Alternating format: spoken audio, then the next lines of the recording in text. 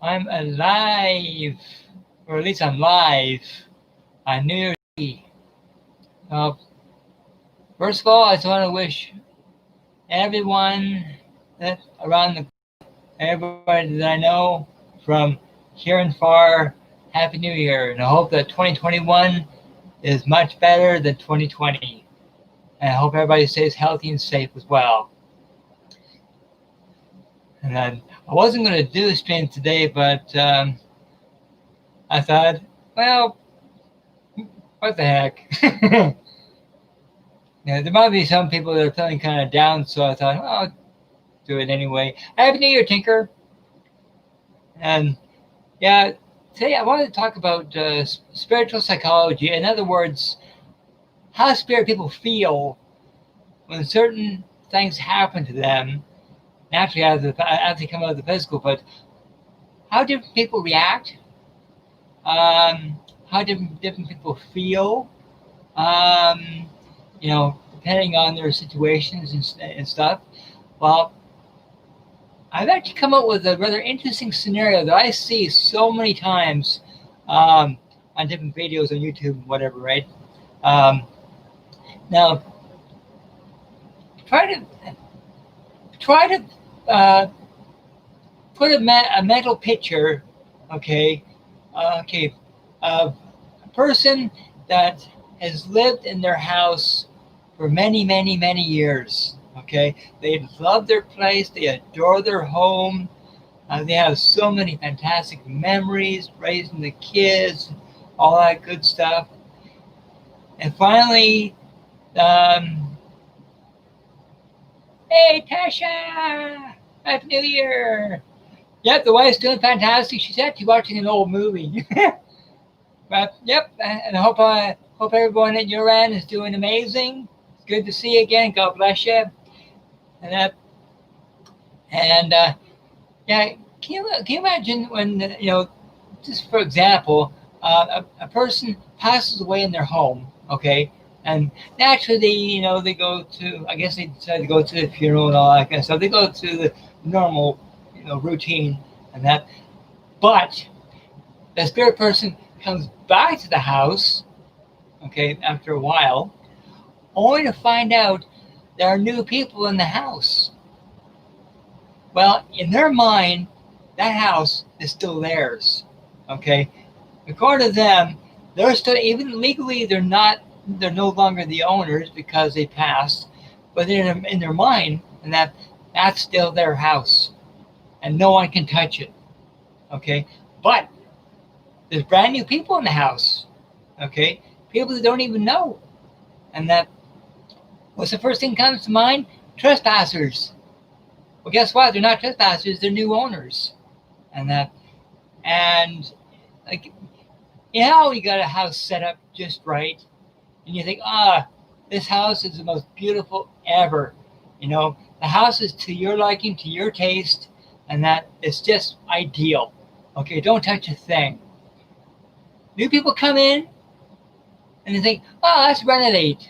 Let's change things over. Okay, next thing you know, renovation starts, changing starts. Naturally, this spirit person is not going to be happy. In fact, they're going to be not only angry, they're going to be offended. And spirit people, they don't like change because it doesn't suit their taste, their personality. And so whenever you go to a location where there's a haunting and people are saying, well, all the activity started when we started to renovate. We started to change things around. Well, that's when the chances are the spirit of the former owner is not happy.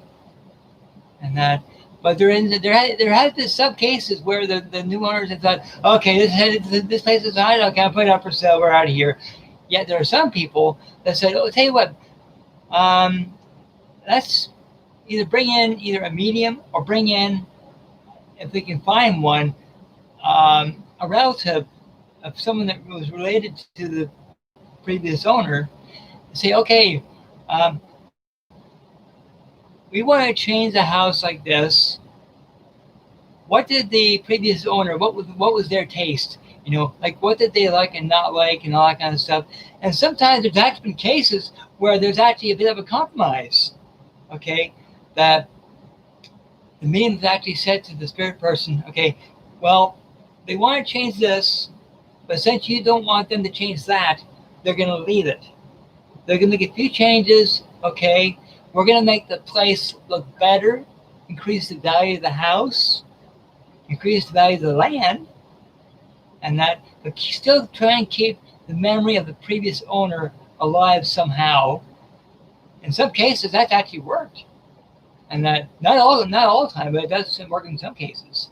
Okay, so I think if the spirit person, if their mind is put to ease, if their conscience is put to rest, okay, they'll think, okay, well, they're honoring what I want, and yet what they want. Okay, we can have a compromise. Okay, just don't change that and that. Hey, this is okay.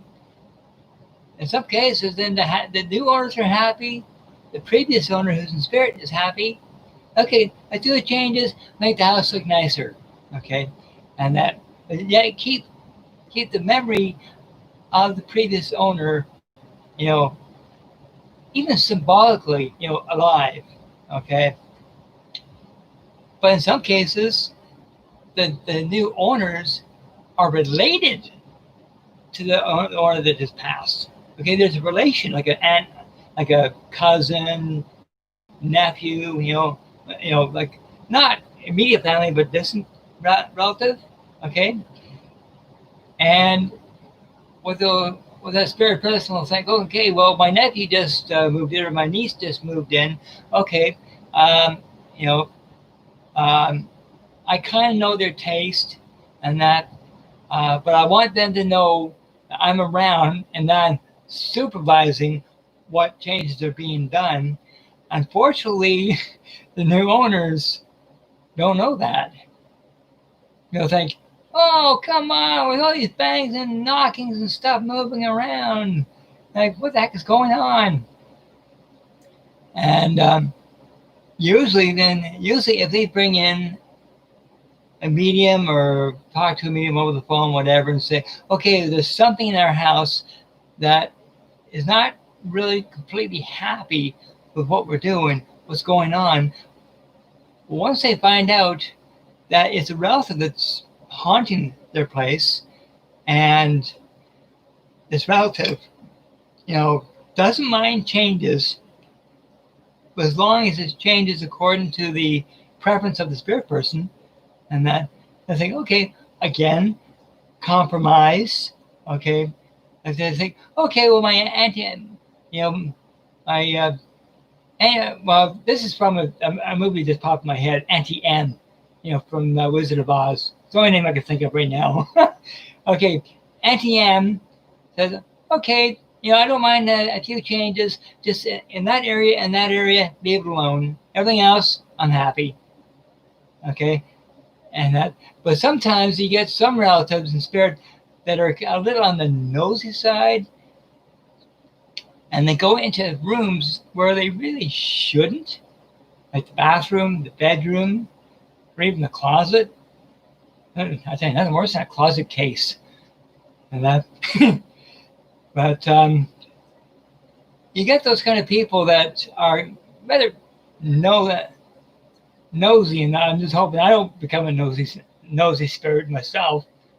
Uncle Brian, and whatever.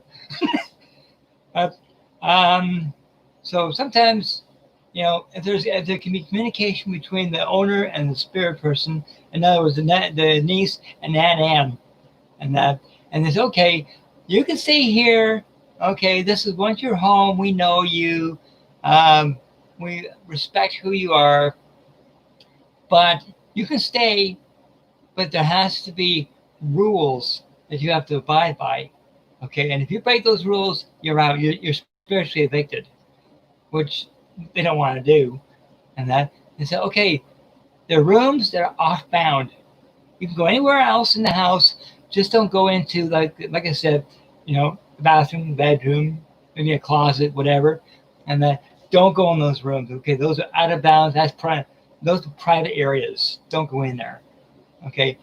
A lot of times they'll say, "Yep, no problem. We'll hang out in the living room. That's where we watch a lot of good telly and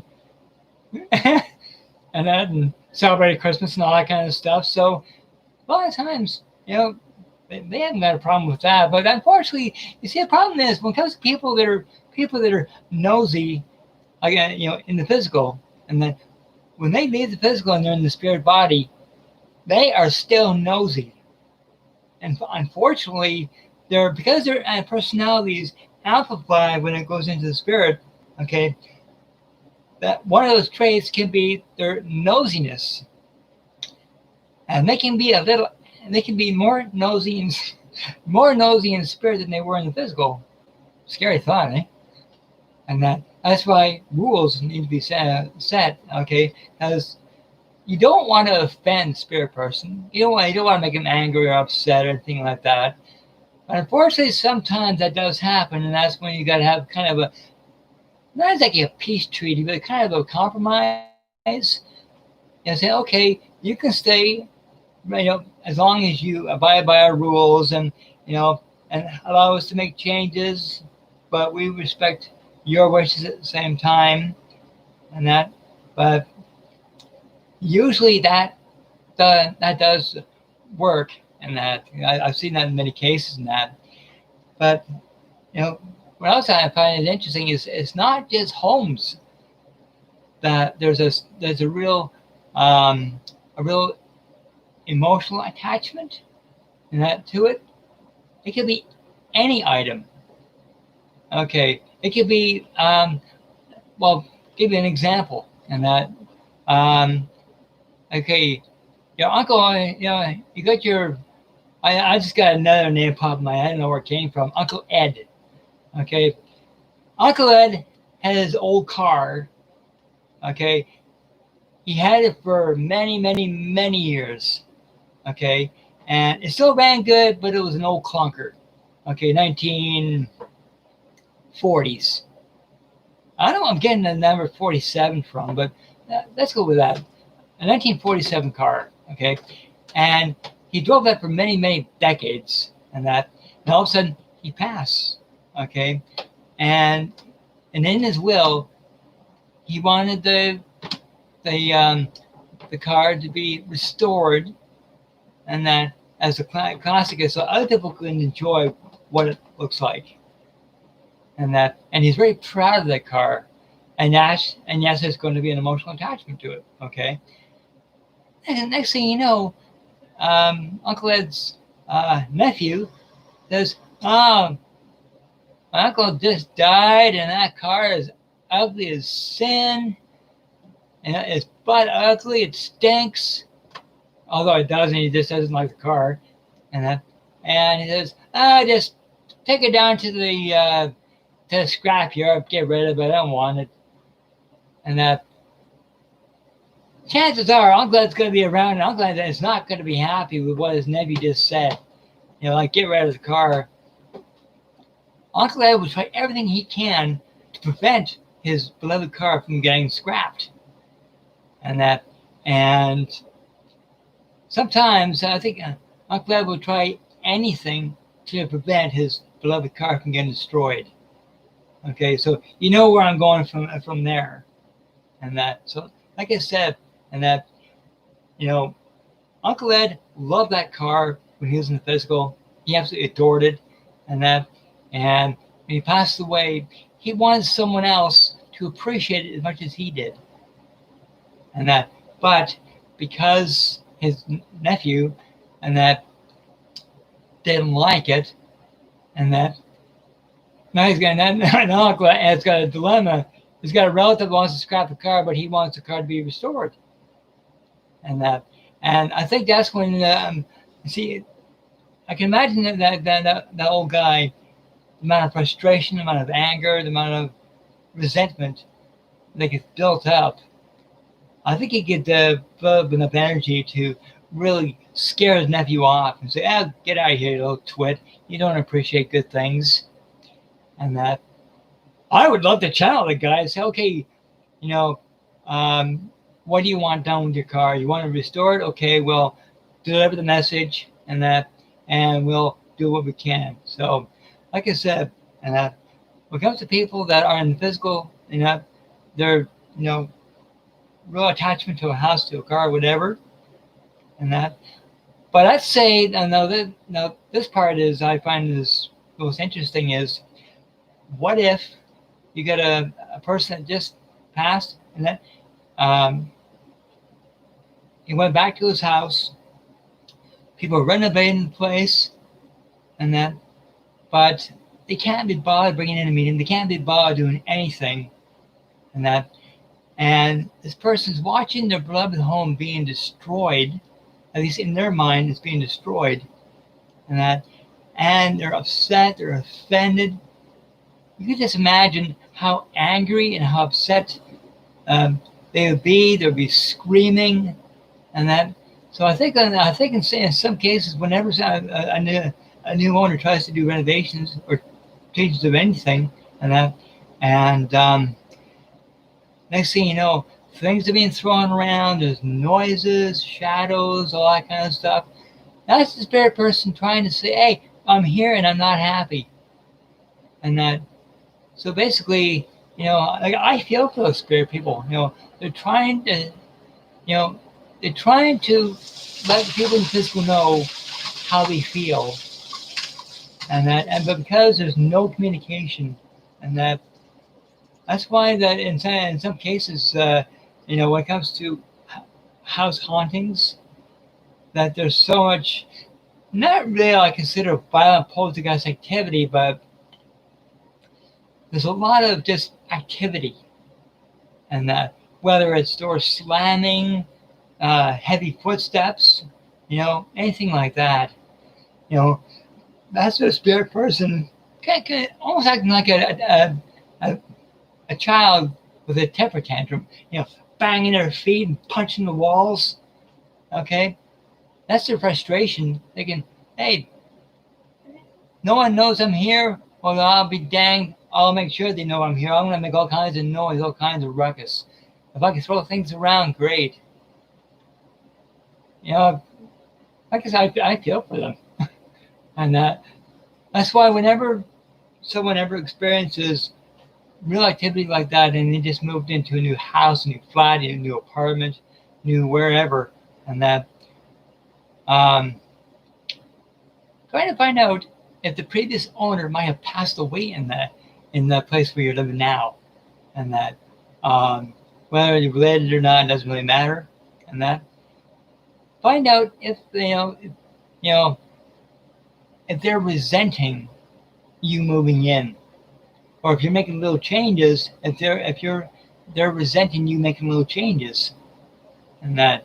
And what I recommend is bring in a medium, so the connection between the medium and the previous owner, find out their wishes, find out what they want, because like I said, sometimes it can be compromise, and that. So, but anyway, like I said, this is about spirit psychology, and that. So basically, no one had to make a deal with the spirit person or talking it out, because sometimes I found myself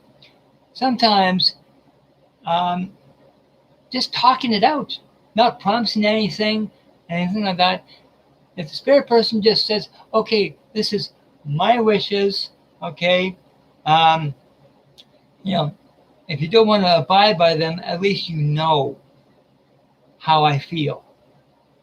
Because sometimes the spirit person has to eat a little crow. In other words, they don't want change, but they have to accept the fact that their taste and the new owner's taste are not the same.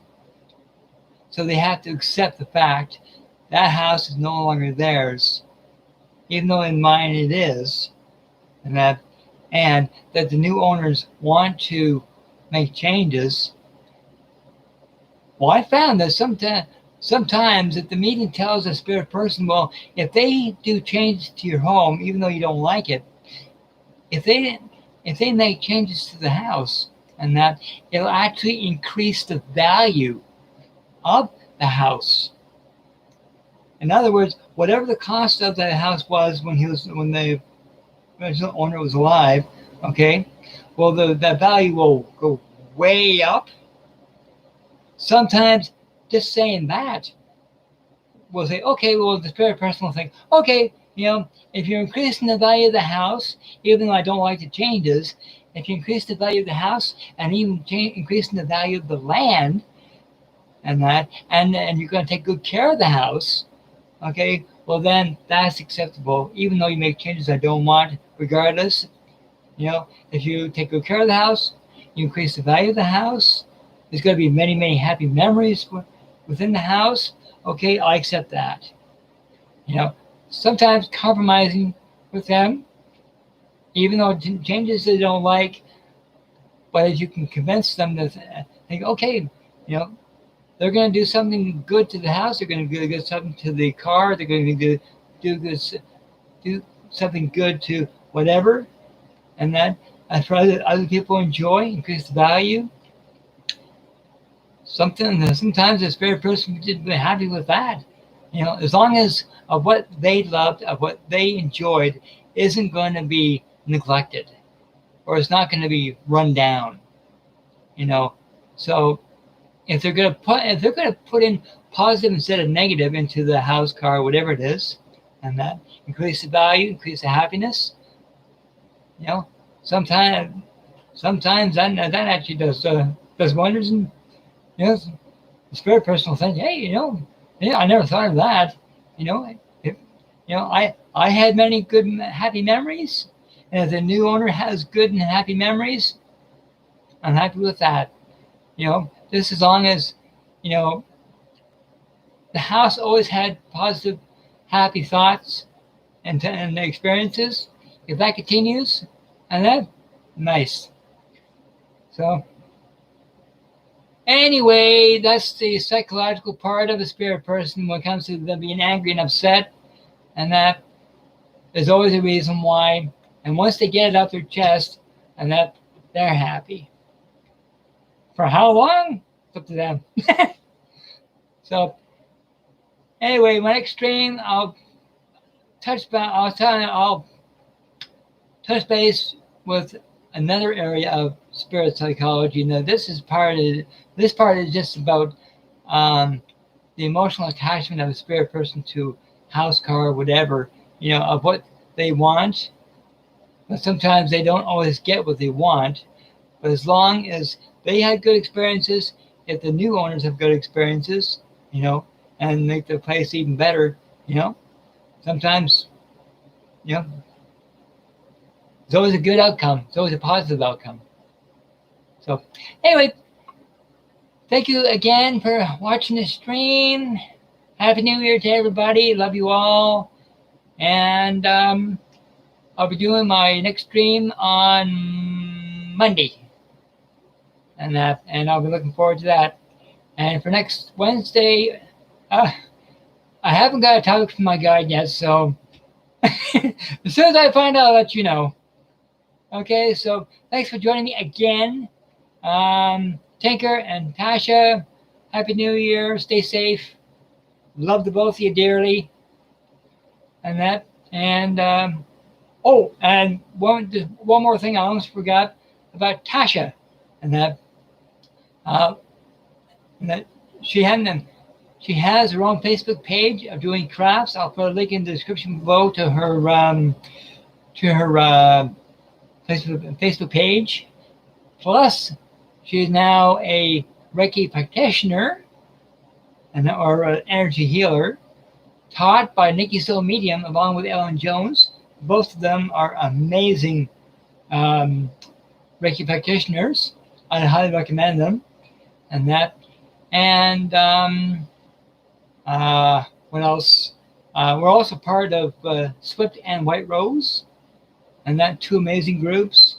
And also we have another group for Derek Green, Psychic Medium. He does readings on Sundays, and that link in the description below for that group, along with SWYPT and White Rose.